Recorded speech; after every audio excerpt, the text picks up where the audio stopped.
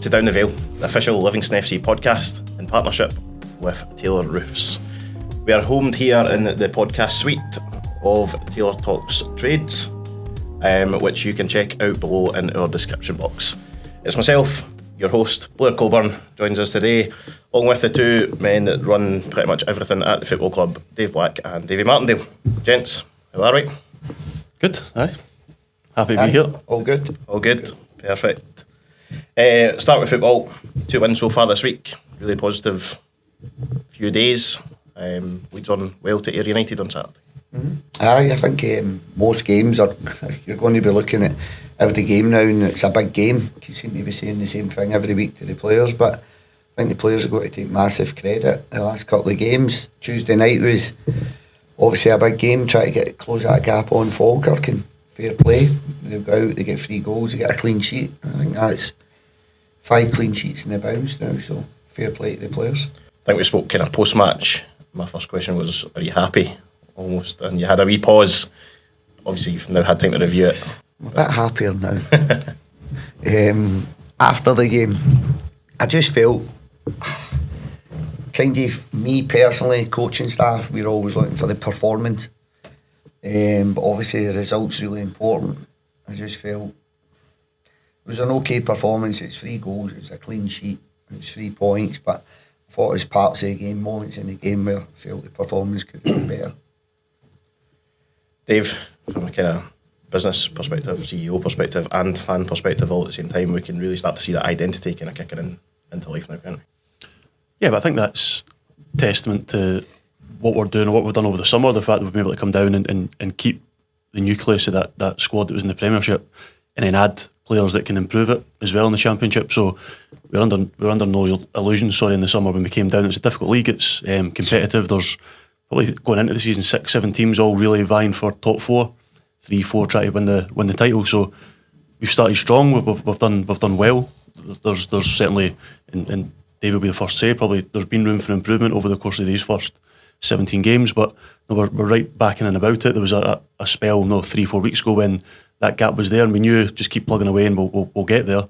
We've now got there. Now we've narrowed down to 2. It's now just a case every weekend you're looking at, if we can pick up 3 points, you could be top of league now on Saturday night. So that's for me, I think that would be the carrot for the players now. Every single Saturday you win that game, there's the potential at 4:45 you'll be top league. So that's great in and around the building. I think it lifts morale amongst the playing squad and off-field staff. It was difficult at times last year for everybody because naturally when results aren't going your way, it feeds through everybody, front of the building to the back. So now this year, winning games, scoring goals, it's just a better environment, which is natural. So yeah, it certainly really positive, and fingers crossed we can carry that on for the next 4 or 5 months as well.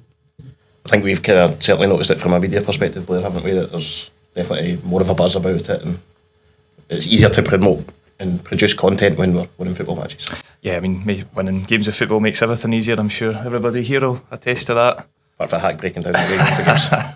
Just going back to Friday, you spoke about performances there, Davey, and trying to get that out the group first and foremost. Did Friday feel like a bit of a watershed moment in that sense? I mean, I thought particularly the first 20 minutes it felt like we were real on the front foot, and I think it was probably as aggressive and kind of energetic as I've seen us all season. The game plan's not really changed any game, so did I feel that it came together a wee bit more the first half of Partick Thistle? Yeah. I felt the Falkirk game at home, felt that also. Falkirk game away, United game away. So it's been different games and different moments where you can see the group, the group's taking everything on board, and they can talk about identity philosophies, whatever you want to call it, but they're actually the group's chemistry and relationships. You can really see that forming now. I think Dave said earlier on about the start of the season, I think there was a huge turnaround of players.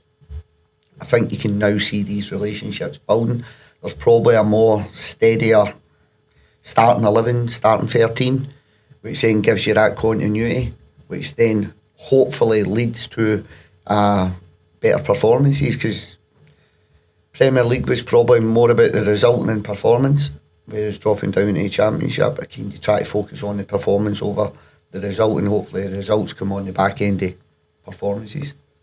We're almost at a stage just now where we can kind of predict 1:30, 1:45 what the team's going to be, and that's just because we're winning football matches. But last season we didn't really do that. Like, what is it more difficult to manage in those sort of situations? Last year, obviously, we're not winning games, but in terms of picking the team and things like that. Just took a tombola out the coaching staff. So last year we're just putting names in there. I thought that's what it was at times. No, but I think you can look around some of the top teams now in the UK. I think we had a lot of injuries last year as well. You're going through negative momentum. You're always looking for boys. Well, obviously the form's not there. Are you more tempted to change it in that negative momentum, or do you try and stick with? Nah, I think you're trying to find solutions. So whether that's through the personnel or whether that's through formations, you're always chopping and changing, trying to find a quick fix for, again, you're focusing on that game, remember. I just spoke about that in terms of the Premier League. You're focusing on the result over the performance. You want both, but in the Premier League that's what you're doing. But with a lot of injuries last year, then you build in negative momentum, and it makes every week, as the weeks go on, it gets harder and harder, whereas this year there's been more continuity in the team. Don't want to talk about it too much, but it's similar to what kind of Reece is going through at Airdrie at the moment by the looks of things. Yeah, I think you just need to look at Man City now. Look at Man City, I think even Spurs to a certain degree, these are two clubs that are highlighted on a daily basis. Man City with their injuries, Spurs with their injuries, how difficult it becomes when you lose your better players and you're a club, you lose your better players. It doesn't matter if you're a top club or a club that's at the lower end of the spectrum, it's really, really difficult to then get the performances. Airdrie are going through that slightly now. We went through it last year. And you win games of football, nobody talks about your injuries. When you're losing games of football, this is when that all comes to the forefront, but it plays a massive part in clubs of our size. Just quickly, cup draw, Ross County away. I think we kind of had a wee test podcast, but from a club perspective, it's arguably the worst tie that we could have chosen, or not chosen, but word driven. I think if you look at Brora getting Livingston, that was probably Ross County. So Brora probably on there looking at anybody but Livingston. So when you look at Ross County, they're a Premier League team.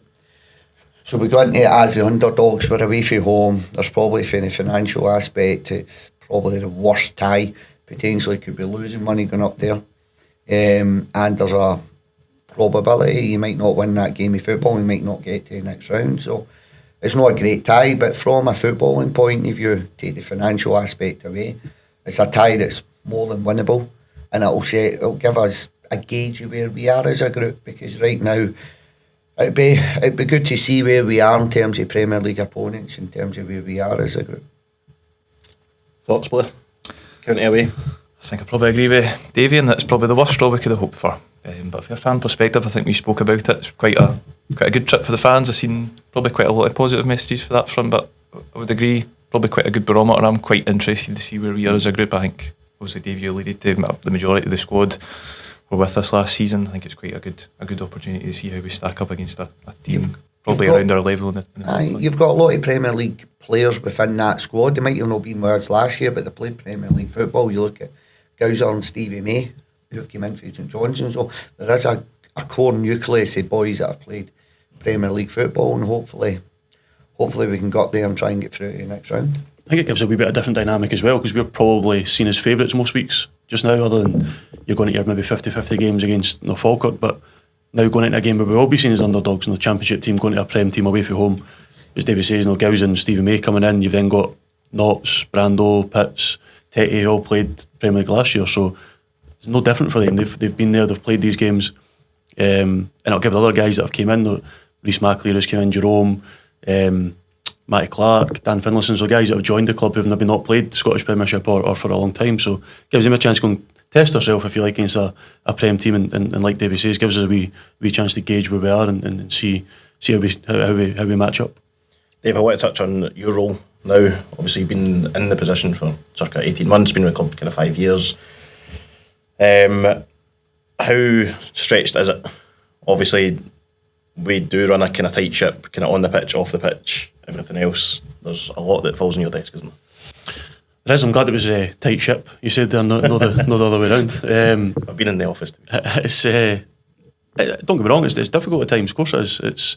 We are a small group of staff off the field, as we really are on the field as well. No, it's not a huge coaching staff, but we're a really kind of small unit, so that you do have to spread yourself quite thin at times to get across everything. It's a challenge. It's good though. It's enjoyable at times. It's working for your club. It's probably different than it would be just working at any football club. I think there's a difference there. There's an emotional attachment. There's a real want and willingness to do better. And that's not to say if on a personal level I was at another club, you wouldn't have that. But I think you definitely want to go above and beyond a lot more when it means a lot more. Particularly when I touched on this last time, that the kind of thank you for the staff is 3 points on a Saturday. Everything we're doing Monday to Friday really is to make sure the club's in such a good position and to give the players as best a chance as possible to pick up 3 points. So whether that's Mo in the kitchen with the food choices, whether that's Cannon and Jude at front of house, making sure everything's all squared off, everything is really ticking along to make sure that come a Saturday that everything's as good as it can be. So our reward is really winning games of football, which this year we're getting, or more so than we did last year. So don't get me wrong, it's difficult in the nitty gritty Monday to Friday when there's a lot to get through. There's probably a lack of bodies or not as many bodies as we'd like at times. It does give you a bit more control though when you're overseeing it all kind of yourself and you're involved with every kind of aspect. It gives you a chance to mould that how you like. I was going to ask that, is it easier to an extent in terms of decision making? It can be, because there's less heads. It can be, but it doesn't necessarily always mean you'll get the right decision every time, because you're relying on yourself or just Dave and I at times, and John will dip in where he can. He's busy out with the club as well. So I think now though, with the developments that we've spoke about over recent weeks, the club now does have a chance to bring bodies in and bring skill sets in. Probably more importantly, because don't kid myself on. I'm not experienced at every aspect of running a football club. So now that we have a chance to can implement a structure, which the most pivotal thing of that is then looking at going source investment. So the more people we can bring in with business experience, with skill sets in those areas, it'll help the club. And that's fundamentally what we all want. We're all there. We're not paid huge sums of money, so we're all there for the good of the club, and we want the club to do as best it can. And now we have a chance to bring bodies in to try and do that a lot better than we've been able to over recent years. There's obviously been kind of real mental resilience, mental strength that to kind of get to that stage. David, you've kind of dealt with that through your past over numerous years. I know you've touched on it in numerous different kind of news outlets and everything else, so not going to go kind of too deep into it, but what are your kind of thoughts during that kind of process of that 2.5 year wait that you know that you're going to... I think the last 4 years at Livingston have been worse. Probably that mental resilience, 2.5 years, like if you want to go back to 2004 to 2006, April 2004, got arrested, got imprisoned October 2006, so going to your bed every night, realising you're going to jail, waking up every morning, realising you're going to jail. But I'll be honest, the last 4 years at the football club have been extremely difficult. Is that kind of skill set, that mental resilience, that adversity I've went through previously helped me deal with probably the last 3-4 years at the football club? It has, no doubt it has. Does it help you deal with the pressures of being a football manager? Probably. So I kind of simplify it. You get up every day to come in to make the club a better place. You go to bed at night looking forward to the next day. And while you're in the club, you just go there and you go about your work and try and do every decision. I think I've said to Dave in the past, you always try. It's not got to be a decision that's best for Dave Black or a decision that's best for David Martindale. It's got to be the decision that's best for Livingston Football Club. And that's kind of how you just go into your work every day. What's best for Livingston? How can we improve it? And if there's any decisions to be made on a daily basis, you kind of put Livingston Football Club at the forefront. The challenging aspect to that is sometimes you've got to make short-term decisions based on the long-term futures and vice versa. And that's where it becomes challenging, because at times you've not got that skill set in the building. I think we're in a place now where we can attract that skill set. I'd never want to see a boardroom again. Like the amount of meetings I've been in over I've been at Livingston 11 years. And for the moment I walked in that football club, it's never been out of court. Not because of me. that doesn't sound right. But for the minute I walked in that football club, there was an ongoing court case with, I think it was Jed at the time. Historically, before my time, 11 years we've never been out of court cases.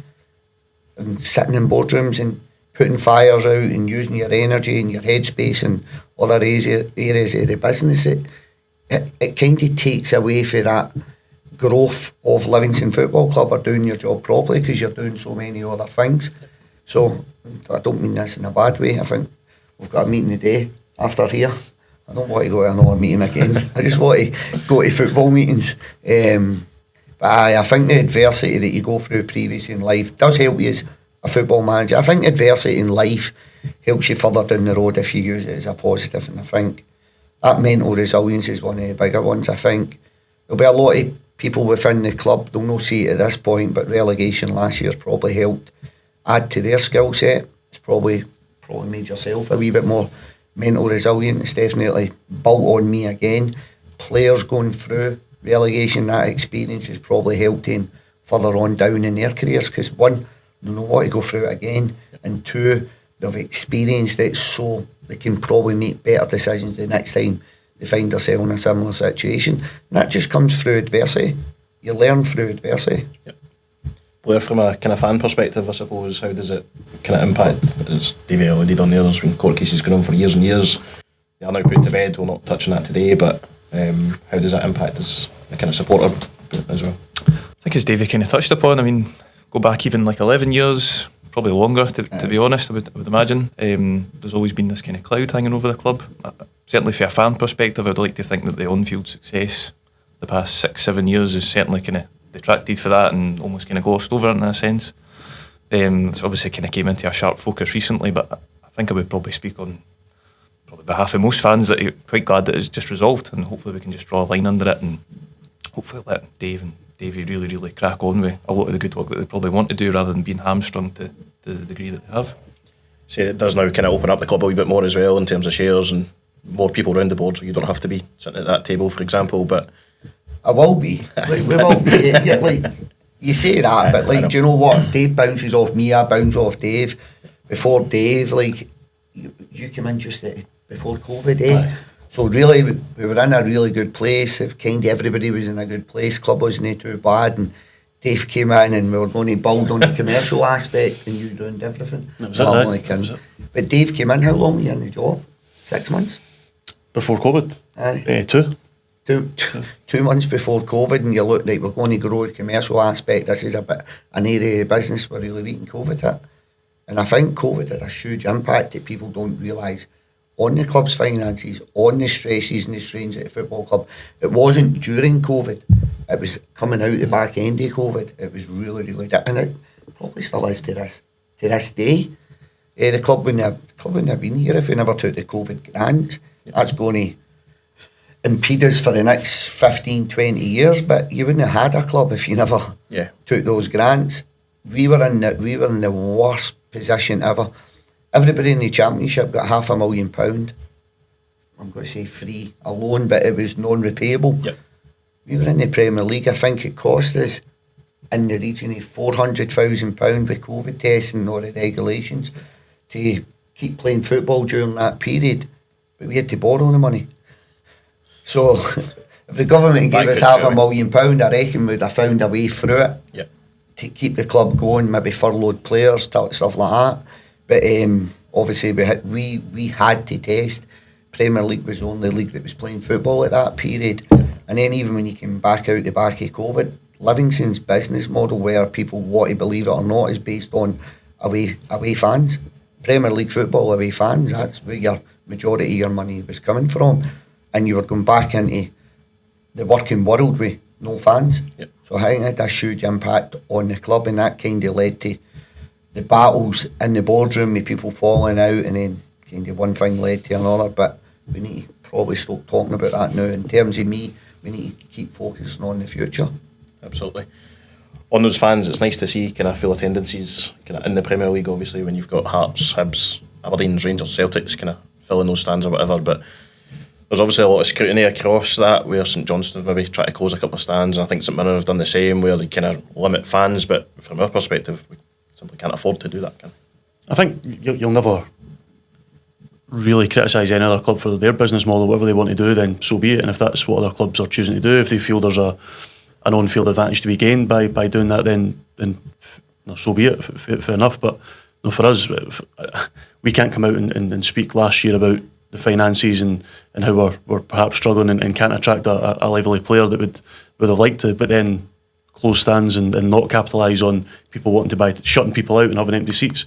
So I get it loosely in terms of why they would perceived to be you're giving up an advantage by selling 3 stands to an opposition, but realistically I don't think it does. Like we took points off Celtic and Rangers at home with a full stadium with 3 stands, probably 3.5 stands, Celtic and Rangers fans really, but so I don't think it really made too much of a difference. And I think if you're a player, and you'll probably know better than me, I think the players want to walk out to that. They want to walk out to a full house, so why shut a stand just to kind of try and score an advantage that I'm not convinced is always there?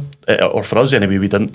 Other clubs might say otherwise for what they're doing, but for us I don't think there's an advantage to be gained, and if anything, then just depriving yourself perhaps 6 figures, which we just absolutely couldn't afford to do. So I think if we go back up, I don't think it's even something we'd look to change at that point. Like, why would you really? For us, we just couldn't afford to shut that sort of money out. One of the advantages that is seen is the plastic pitch. We've had quite a few conversations around that, Blair, but is that something we're going to try and continue with as long as we possibly can? Like, I think we are kind of been thrown back 5 years here. Use an Ayr United for talking sake. I think the facilities, the money that's been invested in the football club, at the football club, for the community, for the players, for the women's team, for the men's team, for everything, the fan experience, the money that's been invested at the football club, suddenly for that kind of be the rug to be pulled from under your feet. I don't know where Livingston go. I don't know if it's a viable for us to be in the Premier League going forward if they're going to keep saying plastic parts. Where do we train? Yep. It's like we've not got a base. The football club is our base. There's a lot of other clubs out there have got grass parks, but they've got training facilities. I've had training facilities for the last 15, 20 years. We've invested heavily in the stadium because that is our training and match day facility. So you can have that pulled from under your feet. I just feel that there must be a better alternative. Hold the 3Gs to a higher standard. They can play in the Champions League, so there must be more suitable surfaces if they can play Champions League football in them. Absolutely. That obviously hold it to a higher standard. But I speak to players all the time. A lot of these players, this generation of players coming through, all came through academy football. Which is artificial. Academy football's artificial parts. Yep. You speak to, no many of them would come on. Obviously, we all want to play in Odessa Park, of course, right? But that's not viable for a club our size, right? You speak to a lot of the players, the surface we had, even go back to the Premier League days, our surface was still better than some of the grass parks at around this time of the year, around your December to March. But I took our surface over 2 or 3 Premier League club surfaces. In the summer, granted, you walk away, you're like, oh, beautiful. But it was a period of 2 or 3 months with the weather we have in Scotland that I took playing on a plastic surface all day long over some of the grass surfaces. Yeah. Blair, I know you kind of wanted to touch on the infrastructure side of things at the club. But. Yeah, I mean, I certainly think there's been positives. Obviously, we've invested in things like the cryo chamber over the summer. Seen a lot of development in the North Stand in terms of analysis spaces, the gym, etc. With the kind of opportunity that maybe the news the past couple of weeks has brought, what's the kind of next steps for you, Dave? You'll know you're obviously quite involved personally in a lot of these. I think it's just about trying to get investment into the football club. If I can help with that, I think the on-field success helps attract probably investment. We as Livingston as a football club, a much more attractive proposal if you've got a chance to play in the Premier League. I'd imagine it is. Does the club necessarily need that investment if it got to the Premier League? Still think it would, but not in as much the scale that it probably does play in the Champ, because the money, if you look at the business model, Premier League money and away crowds, if you've not got that next year, the club does need someone to come in, or it needs people to come in to drive the club forward, because it will need investment if it wants to keep punching above its weight. And I would honestly, right now, top Champ, bottom Prem, I would class that as punching above your weight. I would think if we go back to strip the club back, you're in the Championship next year. We've been really unlucky. We've not managed to get up into the Premier League. You've got no investment. I think you're then back to the days of top League One, bottom Champ. your objective at that point will be, can we stay in the Championship? Now, we won it previously with the same objective, got promoted, with the same objective, but that's realistically based on your turnover and your fan base. That's realistically where you are as a football club. So as a football club, if we want to keep growing and keep progressing, getting to cup finals, challenging for Europe, playing the Premier League, the club is going to need investment via one way or another. And the only way to do that is get back to the Premier League, which does that for you. But I still think the club will need investment. The last 2 years in the Premier League got more difficult. Court cases never helped, litigation never helped, costs never helped. But it was still the gap between kind of our budget and the next closest team was getting bigger year on year. So I think the business model is Premier League football, away fans. If you've not got that for another year, the club is going to need help, it's going to need investment. And as a fan base, we've got to be realistic. Remember, I'm a fan. We've got to be realistic. What is the objectives we set out? Yeah, we all want to go and play in the Premier League. Yeah, we all want to be challenging for top six. But unfortunately in football, budgets really help you do that. So short term, I think we've kind of just worked on the 12-month from the summer. Right, what will give us the best chance possible of getting back to the Premier League? Is that true? Yeah. And all we've done is focused on trying to do that. Court cases getting dealt with probably helped us maybe bring a new skill set in that might help us push to get back to the Premier League. You look at what some of the other clubs are doing, there's a lot of, I think Clyde's had a few pound pushed into it, Partick Thistle's had a few pound pushed into it, Ayr United's got a player fund, Falkirk have got, is it the fans buying shares in their club? Is it a model that we need to try and go down? Probably, because as a club we need to try and drive investment to try and get the club back to the Premier League, because that's really what we're all fighting to. If we do, or when we do get back to the Premier League, we'll cross the bridge. The challenges that will bring, because that'll just bring different challenges in terms of budgets, try to stay in the league in plastic parts. So you're always putting fires out here. You're always putting fires out, like you're trying to work. What's long term in football? Yeah. What is really long term in football? 6-8 weeks. Yeah. But really in business it should be 12 months, Yeah. 3 years, 5 years. 5 years. Yeah. All we're into it, you kind of just get bogged down in the daily challenge to go and pick 3 points up on a Saturday. Yeah. And at certain points you'll sit down, reflect and go, right, where are we? Or where do we need to go? And that's probably the batch of 9 games, 18 games, then your 27 games, then your 36 games. You can sit and take stock at the key moments to see where we are as a group. Yep. Going to go a wee bit more light-hearted.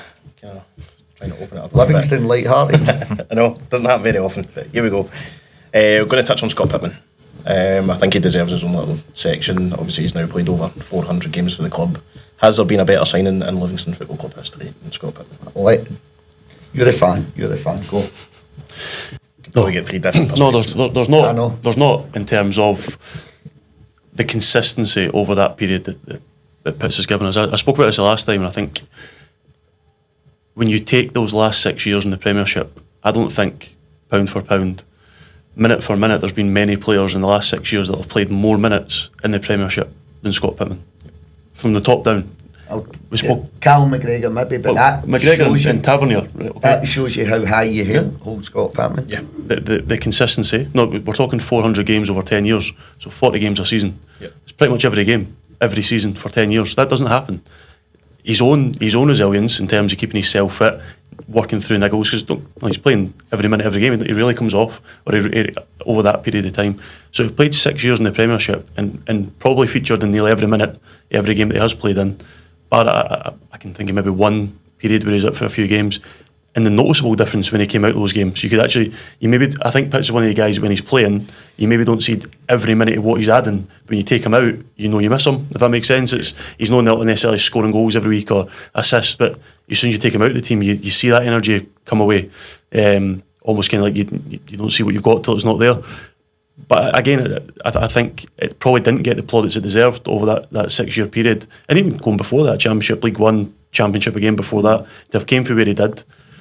to have stepped his game up, because that's not easy to go from where he was to Championship. I think was it the same season that Rangers, Hibs and Hearts were in the league that he signed. So he's going straight into the Championship from outside the 42, if you like, to compete at Ibrox, Tynecastle, East Road, and he'd done it, and he didn't look out his depth, and he should have, really. He should have looked out his depth, and then he just continued to grow and grow.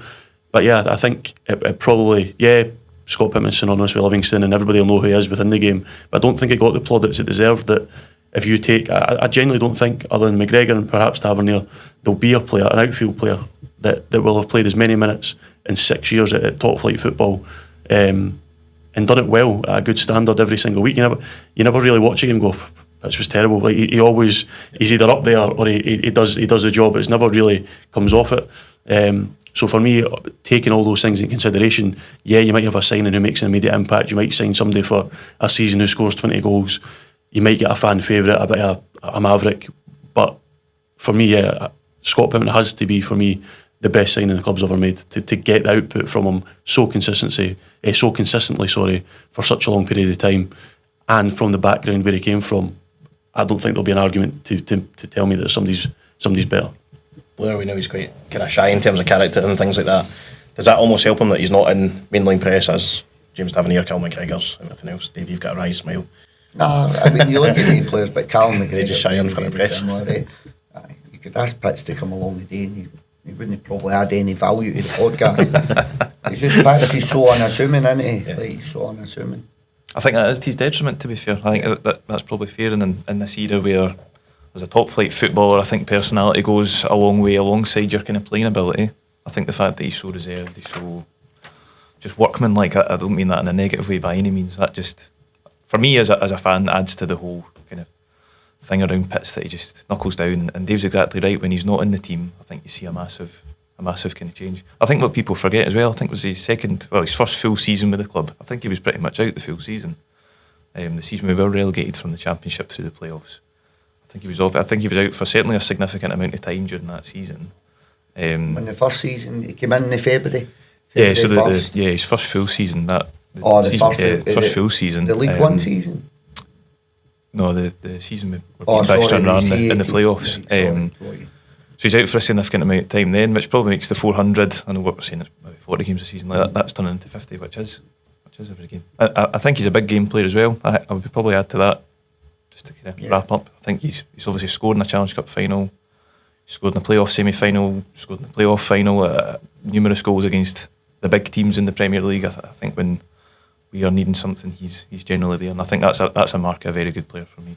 I think Davey will be able to take this on to the next bit, but I think that kind of quiet side of Pitts is probably half the reason, to an extent, that he's not then left, because I think he's probably a bit of a home bird. He's been quite comfortable. He likes what he likes, so he knows Livingston. He's local, and there's again, I'll let Davey go on it. There's been interest over that 10 years, but I think it probably has worked in our favour that he probably not really desperate to go and get a move somewhere else, or he's local, his family are here, his son. So I think that's probably helped us to an extent, that Pitts isn't chapping the door saying, right, where's next, where am I going, what's my move? Davey will have a better insight than that, but that's probably worked. That quiet side of him's probably actually helped us on that side as well. So he's probably different for a lot of the players you've worked with year on year. Yeah, no, wee Pitts he's unassuming, as we say. He's low maintenance, high output, but that low maintenance has probably kept him at the football club. He's never going to chat the door, he's never going to ask not to be there. I'd actually encourage him, I don't know, about 5 years into his term at Livingston, to go and get an agent. Actually, you don't get an agent, I can't keep signing these contracts for you. No, but I used to pull Pitts in, we want to keep you another 2 years. All right, do you want to know what your wages are? I say, well, here's the contract, have a wee look at it. That's all right.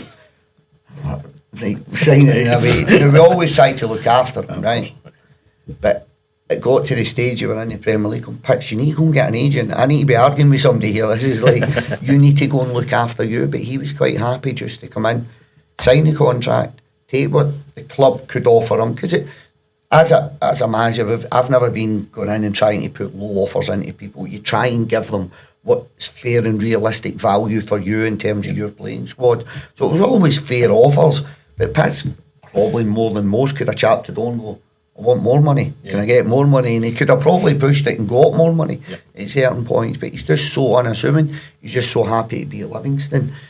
He's one of the players, like sometimes you could go through a batch of 3-4 games, you'll not talk about wee Pats, but as soon as he comes out of the team, you miss him. And see how you know the value he is to the football club. Every coach, every manager, and every player, I pretty much guarantee you, if you say to them on a weekly basis, go and pick your team, I think Pitts is in everybody's team. It's never up for debate. Yep. It's never been up for debate. Even sitting there yesterday, right, what we thinking? Right, it's just a position that you never ever speak about as wee Pitts, because what you get is high output from that low maintenance. But that's going back every manager. From, I remember Birchie, because it was me brought wee Pitts in February. I'd played with him at Broxburn the previous season, but I don't really, we've seen him a couple of times, not really quite sure. I said, well, we'll bring him in. Wages were really low, probably the lowest in terms of the wage structure at the club. Brought him in. I said, if it's not going to work out, we'll speak to wee Pitts in the summer. He'll move on. He'll not be a problem. I think it was about, I think his first start might have been that Challenge Cup final, the one at St Johnstone. First goal, certainly his his first goal. I think that might have been his first start. I want to say his first start was against a Hibs or Is a it? Rangers, Yeah. I think, Is probably it? about the February time. I think he was excellent in the game as well. It wasn't that far away anyway, but I can remember. So Butchie's picked the team, and he wasn't overly sure about wee Pitts when he first came in, because John and we'd put him into Livingston a few times. For Broxburn, put him into Berwick, put him into Alloa. There was a few clubs kind of half sniffing about, but when I got into Livingston, I brought him to Livingston, and I'd said, like, after about, I think it was 6 weeks, he's now in Butchie's team, and he's never came out from that point, never really had to come out of the team from that point, and that's going back to, God, I think April 2015. April 2015. Because the Pitt's not coming alongside Darren Cole. I think same, because I'm sure Darren Cole played at Ibrox and summer. but same season. But point being, I think you had Two pals. You had Pitts and Darren Cole, one from Rangers and one from Broxburn Bo'ness, and you wouldn't have known that. No, Darren Cole played Champions League with Rangers, and Pitts had played for Broxburn and Bo'ness, and you would never have went, oh, there's the one for Rangers, there's the one for non-league. If you like, there was no difference, and that straight away gave you a sign that maybe this guy's much better than perhaps where he's been. I think, not to put words in Davies' mouth, he'll know this better than me, but whatever shape we were playing, 2 in the middle, 3 in the middle, it's almost Pitts and who?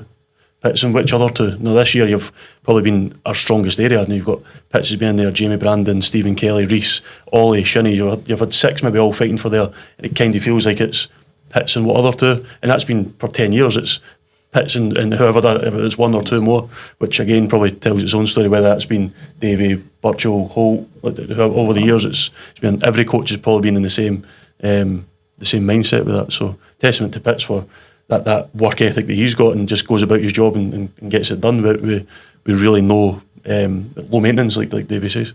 I think he's one shy of 50 goals as well, which kind of averages at 1 in 8. Hopefully he gets that on Saturday. From It's actually a no bad start considering, and see when you look at, I think we wouldn't have had Pitts if he'd probably scored another 5-6 goals a season. I had a couple of phone calls to Premier League clubs over the years, probably going back 3 or 4, probably going back 5 years or something along the lines. I think if Pitts had continued to keep scoring, because he scored a lot of goals in League One for us, went into the Champ, scored goals. Obviously it gets harder going into the Premier League. I think if he'd been hitting the consistent double figures in the Premier League, we probably wouldn't be sitting here talking about Pitts being 400 games for Livingston. But it's definitely an area of the park where he's contributed massively, and I think you said it, Blair. It seems to be the big games. I remember it was Alloa at home, still had the grass park, big game, us and Airdrie kind of all going for the league. And wee Pitts comes up with a volley, right foot volley to keeper's left hand post in the south stand. I can just remember at this time, and that was a kind of key moment in that season. We thought, we're going to win this league, we're going to be playing the Championship next year, but it's wee Pitts that comes up with these big goals. Davey, I'm going to test you. Top 5 appearance holders under Davey haunted transfer market? You as the out and out manager. I know you're trying to have a wee glance at that sheet there, so I'm just going no to chance.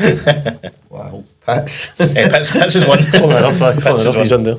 Do you know? There's one other at the club. The other three moved on. Andrew Shinnie. Shinnie's third. See, Shinnie's played his most football at Livingston. Yep. When you look through Shinnie and one other. So he's third. Help me, Dave. So that's the two. Dive in. So that's the two from the club Alright, currently. so Not the That's the three two from the club It's currently. not So at the club. there's three no longer at the club. So we've got first and third. was one a recent Scotland internationalist. Yes. Still struggling. Nicky Devlin. Nicky Devlin's fourth. I thought maybe, how long was Halks there? Halks was very consistent in the time he was there. Not in the top five. Well, Hawks would have probably moved on before you took over. Oh, officially, right, wouldn't it? for So me, in, so it is. in your own era. Go. Scott Pittman, 1. Jason Holt, 2. Wee Holty. Shinnie, Aye, 3. so- Devlin, 4. And Bruce is 5. Wee Brucey. Wee Brucey. Same amount of appearances as Nicky Devlin, 150. I wouldn't have thought that. Wee Brucey, probably when you look at appearances, I'm probably looking at starts there. Yep. But with Wee Brucey, with appearances, 100%. 115 appearances for Is the that club. what he made? What, Yeah. what other appearances was out of? So Pitts has obviously made a couple since I've made these notes. So Pitts 165, Holty 153, Shinnie 137, Devlin 115, and Anderson 115. A good, but when you look at the players, consistently they were in the team most weeks, and Nicky would have probably had a lot more. Nicky had a couple of injuries thrown in between that as well, broken ribs, punctured lung, his knee, the way Nicky plays. That's good. We touched on kind of recruitment agents, everything else. There was a high turnover within the summer, which was obviously going to happen. How difficult is it to recruit players through agents and everything that comes with it? What kind of challenges do you experience? When I talk about resources, I think there's an area we really fall short now. We get away with it, and it's probably on recruitment. Like, Chippers helped me, Neely helps me, Hoppy, what kind of played a part in throughout it, but it's an area that we really fall short in terms of the modern day recruitment model. If you want to do it correct, I think a club our size needs to do it a little bit better in terms of people dealing with agents, putting players in. There's a lot of data now. No, it's all right. We've got access to a lot of data systems. I've got access to a lot of data systems. I've got access to hundreds and hundreds of agents who all keep putting players into you. But it's actually finding the resources, the time, the energy to do that properly. Throwing court cases, trying to win games of football. It's been difficult over the last 2 or 3 years. But I do feel as a club, and this is before me also, we've been very good at developing and progressing players. I think there's I'm going to say luck, I don't mean luck. There's an element of finances attached to that. So it kind of narrows your market down. So you've got to take chances in your recruitment. You don't want to take chances in recruitment, but you've got to take chances in recruitment. So you're signing, let's call it, maybes. Yep. Some of the maybes don't work out, but then the maybes are coming in with potential to work out. And when you look at over the years, there's probably been a lot more left the club through failure. I think that's modern. I think that's recruitment. But when you look at some of the maybes coming in just offhand, how many success stories have we actually had? I think there's been a huge amount of success thrown into that. Even just look at the players you've been on to mention there. But I remember Craig Halkett coming into me. A true story. So, friend phones me. He's not an agent.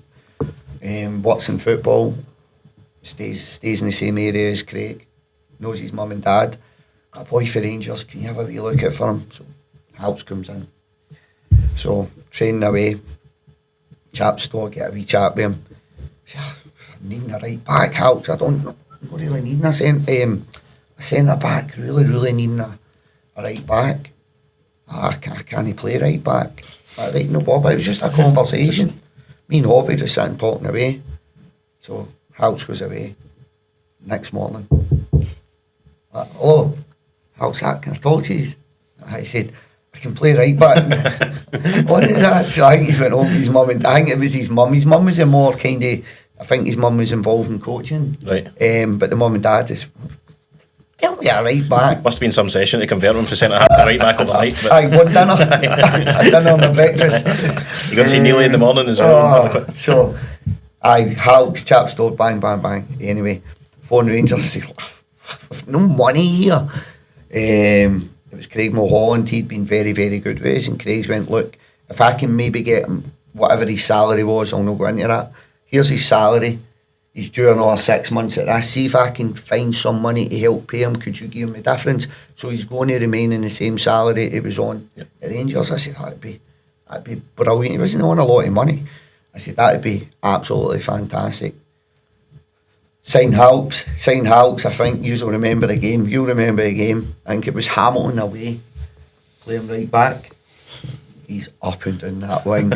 Up and down. He's not remember the game. I can vaguely remember. I remember him certainly coming as a right back. But Hulks was putting crosses in the box. It was like cannonballs. He's not a right back. But honestly, and then obviously got Declan back in, found a kind of a change of shape. But that was through personnel. Hulks, Decky, Lithgow, Sean Crichton jumped up to right wing back. And then Hulks actually started his career at Rangers as a striker, or he played in a forward area. But you seen that, how good he was in terms of both boxes. So when you look at even just players like that, the clubs know made money from selling them on, but we gave them the opportunity. But the opportunity probably came through lack of resources rather than having resources. But it is definitely modern day football, going back to that recruitment, it is an area where I think there needs to be money spent within the recruitment department. which is here. Dave, I'm going to sign in. Was that all right? Aye, he's no bad. I've seen him before. He's a right back. Right back. His mum said. That's the thing that we benefit from, obviously, Craig Halkett coming in. Yeah. We get the best benefit out of that. Craig but then Halkett's. when he moves on, he goes to Heart and Midlothian, obviously, so then he benefits from taking that risk of coming to Livingston. Louis Penners, Nicky Devlin, Alan Forrest. There's a whole batch of these players that you go on. Even Jordan Thompson, Ryan Hardy.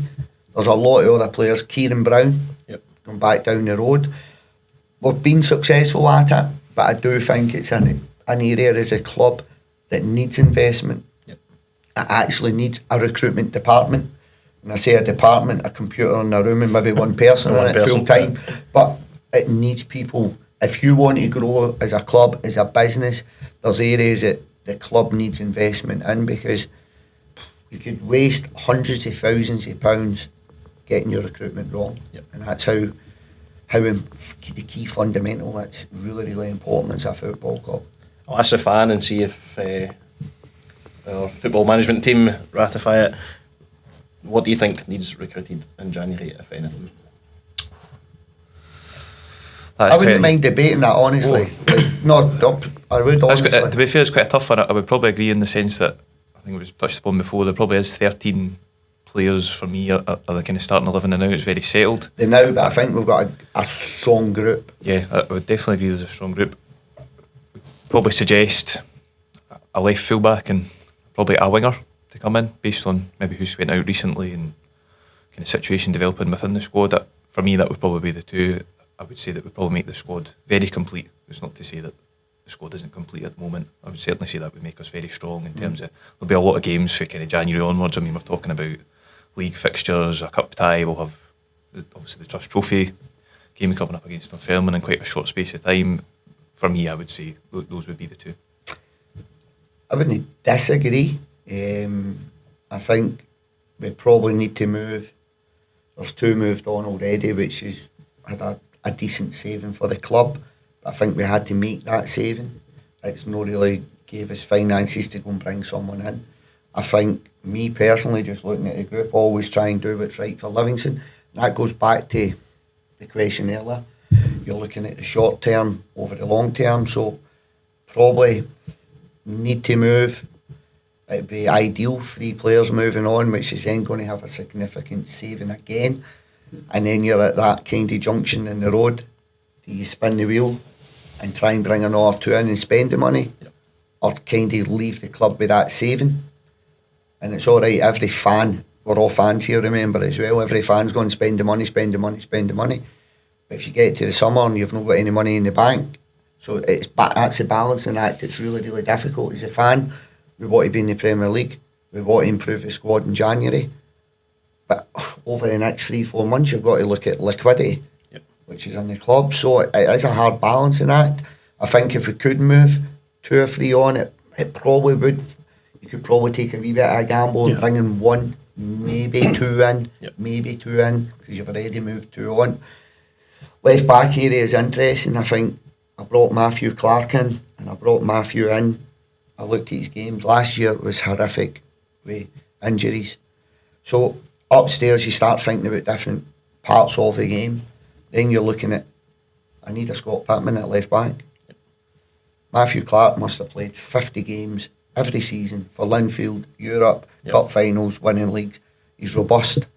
So that was a major part of that left back area, was bringing someone in who was robust. And Clark is robust. Absolutely. But I'm relying on Clarkie being robust. Because Danny Wilson's come in, who I think could play there also. Chris Montano is still there, and the two of them have been niggling with injuries. Chris has historically been injured, because in the left back area, I think we're more than covered. But if I look at historical with the injuries with Danny, they now, Chris over the last couple of years been really, really had his injuries to deal with. You've only really got Matthew Clark, so we need cover, but we don't need cover. Well, there really is. If Clark had picked up an injury or a suspension the last 5 months, you're playing somebody out of position, because Christian's been unfortunate injuries and Danny wasn't there. So you don't change your shape or shoehorn someone, a right back into left back, or a. And that's kind of where you are with it. So it's that risk reward. I say we've had that conversation. You could go and bring a left back in, and then Chris and Danny could go through the rest of the season, okay, and you've got 4 potentially left backs. But do you know what I mean? But that's where you kind of are with it. But I think in the Championship, that's kind of what you've got to do. In the Premier League, you can take a wee bit more of a risk with that and spend a wee bit more money and get that wee bit cover. I just think the Championship, you've still got to be robust, but you're not going to be as robust as what the Premier League. The demands of the Premier League are much greater than the demands in Champ. That's nothing to do with how competitive each league is, just the demands in terms of what's in the game. So I would agree, potentially we're a wee bit, based on injuries at this point, a wee bit weak at left back, but if we can get these boys back or not, forward areas, I think that's the one area of the park, 9, 7, 11, 10, you would always ask any manager, they're always recruiting a winger, a striker, an attacking midfielder, because it's the one area of the park that can change games. So I would agree with you there also in terms of that forward area. Just someone that's a little bit different, but I do think we've got healthy competition. In the forward areas, you've got 2 potentially 3 strikers, 3 number 9s. You've got Stevie May and Andy Winter. Andy can jump to a side, Stevie can actually play on a side, and then you've got Tetty who can play in there. And in the wide areas, you've got Smithy, Robbie Muirhead, Liam Soul, and Tetty Yengi. But I think it's the one area of the park, if most people, they don't come in now and they're a 7 or a 11 or a 9, you generally can jump around they 3 areas. Or right back. Aye, or right back. I've had a few of them. I've got a player here, he's right back, a left back, a centre mid, a right winger, a 9. What is he? It's 5 aside. What he is not with a club. Is what it is. He's not with a club. In November. He's a utility man. So they forward, I wouldn't disagree with your kind of assertion of the squad. It's kind of similar to where we are, but it's balancing the books and then really looking at, do you want to be sitting come February the 1st with 4 left backs? Probably not. I think that Davey makes a point. We've moved 2 players on. There's probably 2 or 3 potentially could move on. You're torn between a saving and sitting with money in the bank, going brilliant, we've saved money, but what a league we want to win, promotion we want to get, a trophy we want to win, progression in the Scottish Cup. So you're always kind of flipping the coin, which way do you go? But I think taking it back, I think you should maybe 13 players a core that you're flipping between the first team. I think, and Davey said this at the start of the season, and there's a few kind of raised eyebrows and folk disagreeing, that I still stand by we've got the best squad in the Championship, the 20, 21, 22. Take Friday night, we brought on Andrew Shinney, Christian Montano, Andy Winter, Stephen Kelly, and Robbie Muirhead. I don't think any team in this division can bring on 5 subs as strong as that. They've all played in the Premier League. I generally don't think. You look at other benches. I'm not going to name individual teams. Look at Airdrie's. Airdrie's brought 2 the wee twins on. They've got 3 academy players, yeah. But I think Friday night we made a triple sub. I think, and it was Shinnie, Stephen Kelly, and Robbie Muirhead. I don't think anybody else in the league is making a triple sub with that kind of experience. Robbie comes on, scores the goal. Stephen Kelly's played in the Premiership. He's came through Rangers. I generally don't think. So even look at the squad just now. Yeah, there's maybe 1 or 2 areas we could strengthen, but everybody fit in a 20, 21, 22 man squad. I don't think there's anybody in the league that can bring on that level of quality that we can just now. Or flip it. If you're looking to make changes to the starting lineup. Smithy came out on Tuesday and Robbie Muirhead goes in. I don't think you're any weaker for doing that, and we can rotate those players in a number of levels. But if you bring Andrew Shin in for the start, you bring Stephen Kelly in for the start, you bring Andy Winter in for the start. At Championship level, he's played there, played in the Premiership, played in the Championship consistently for a long time. I don't think there's a team. Jenny, I'd stand by it, regardless of what happens come May. I don't think there's any team in this division with as strong a squad as us currently. I would agree with that one. I think right now there's probably 13, 14 players that as your starting 11, but I think then there's a group behind that of 5 or 6. It's more than capable of being the starting 11, but it's a really healthy, competitive squad. Yep. How many times have we had Robbie Muirhead? Probably 3 goals. I think he's came on and scored 2 against Hamilton at home. Came on and scored against Partick. We're bringing players on. We've seen, not mentioned them so far, but Liam Saul in the last 20 minutes, 25 minutes of games coming on and getting at defenders, and then probably gives you that half hour at the end of a game where if you're needing a goal, you're needing that spark. So. No, you mentioned him in terms of the 5 that came on Friday night. So there's players across there that match winners, I feel like, or guys that can come on if you're winning a game, can come on and see it out, draw and come on and nick you a goal. I think that the squad's as strong as you'll find in Jump. Sorry, Dave. Look at Liam Soldier as a winger. So we're looking at recruiting a bit. I think there's more to come for Liam. So Liam's game time recently has been limited for a variety of reasons, but he's a young boy who's moved up the road, who's played a lower level of football. I genuinely think there's a lot more to come from Liam. So again, with a bit of coaching, he's adapting at this level, which you've always found even in the Premier League. It's took some players 12 months to adapt to playing for Livingston in the Premier League. So there's still an adaptation period playing the Championship. So I think Liam could be like a new signing. But it's up to me and my staff to get a wee bit more from Liam, and Liam to give us a wee bit more. So I do think Liam Sol's got more to come. And again, I think the one thing we can look at this season is I think there's been squad progression as a group. I think that group's really kicked on. I think there's more to come.